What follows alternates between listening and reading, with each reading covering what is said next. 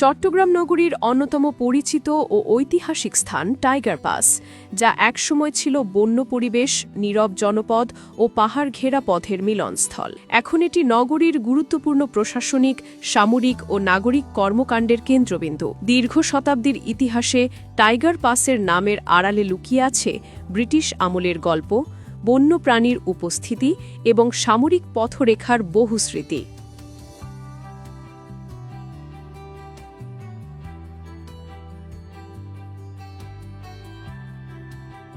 ঐতিহাসিক সূত্রমতে ব্রিটিশ শাসনামলে চট্টগ্রাম জেলার পাহাড়ি এই অঞ্চল দিয়ে যাতায়াত ছিল অত্যন্ত ঝুঁকিপূর্ণ।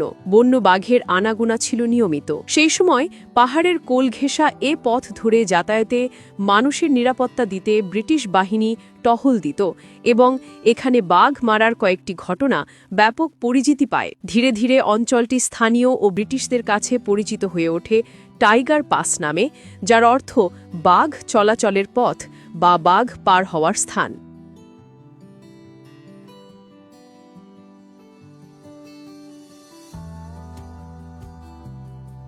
স্বাধীনতার পর টাইগার পাস হয়ে ওঠে নগরের সিভিল ও সামরিক প্রশাসনের কেন্দ্র। এখানে গড়ে উঠেছে গুরুত্বপূর্ণ সরকারি স্থাপনা, পুলিশ প্রশাসনের কার্যালয়, জেলা প্রশাসকের দফতর, আদালত, গণপূর্ত ভবন সহ নানা দফতর।